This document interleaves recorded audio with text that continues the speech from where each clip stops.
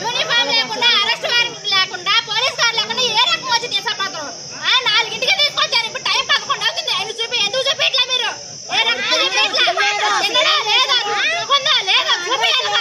చూపియాలిగా స్పృహ ఉందా లేదా? ఎందుకు చూపించలే మరి? ఇప్పుడు చూపియందా లేదు? నేను ముందు నా మొగుడు చూపించే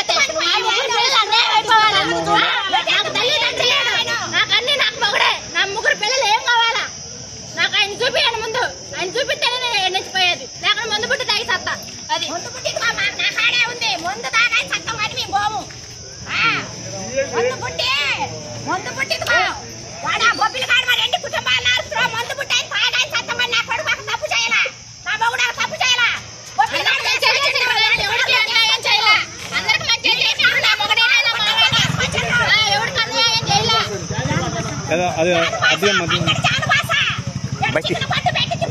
బయటిది వద్దులే ఇక్కడ పై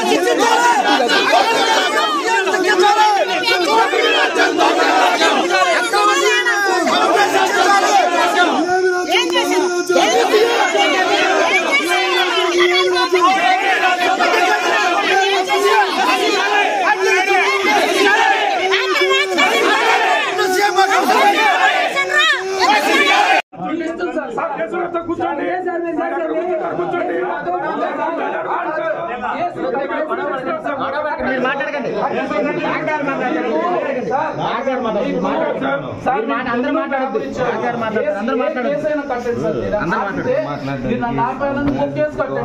ఏమి ఇబ్బంది లేదు. ఇప్పుడు మేము తప్పు చేసి మీ మీద ఎగబడి కొట్టడానికి వస్తే పలానోడిని తీసుకొచ్చారు చూపించండి అంటే కేసు కట్టుకుంటే కట్టుకోండి. జడ్జి గారికి చూపించాలి. మేము రిమాండ్ పెట్టి మీరు రిమాండ్ సక్రంగా తీసుకొచ్చి రిమాండ్ చూపిస్తే సక్రంగా తీసుకొస్తుంది సార్. కుక్కలు కొట్టినట్టు కొట్టిన తర్వాత ఏం రిమాండ్ సార్? జడ్జి గారు చెప్పండి. ఎవరు జడ్జి గారు? మీరు చెప్పేది సార్. అది మాట్లాడుతానే కదా సార్ చెప్పేది. సార్ మేము చదువుతున్నాం సార్. మేము చెప్తున్నాం కదా. మేము మాట్లాడిన తర్వాత జడ్జి గారి దగ్గర ఎట్లా ప్రొసీడ్ అవ్వాలి సార్. మీరు కేసు పెడతానంటే నేను వద్దు అన్న సార్. కేసు పెట్టుకోండి, అది ఇబ్బంది ఏం లేదు మాకు. మేము ఒక్కసారి మాట్లాడతాం సార్ అన్నారు. ఏంటి మీ ప్రాబ్లం? ఏంటి ఫలానా లీగల్ ప్రాబ్లం అంటే ఏంటి సార్? లాయర్ని అడగటం కాదు సార్. నేను వాళ్ళ పాత్రను తీసుకొని ఒక బంధువుగా అది కూడా కాకుండా మీరు అసలు అరెస్ట్ రిమాండ్ అరెస్ట్ నోటీస్ ఎవరికి ఇచ్చారు?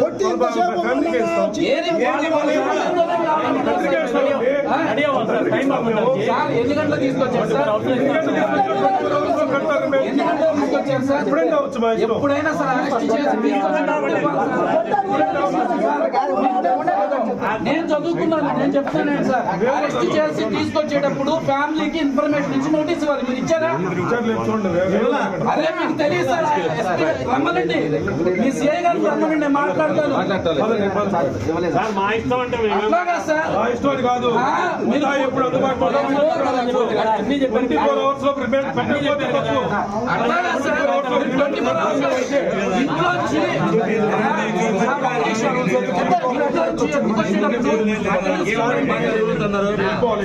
నేను ఒక మాట చెప్పానండి. అరెస్ట్ చేసి చూపించేటప్పుడు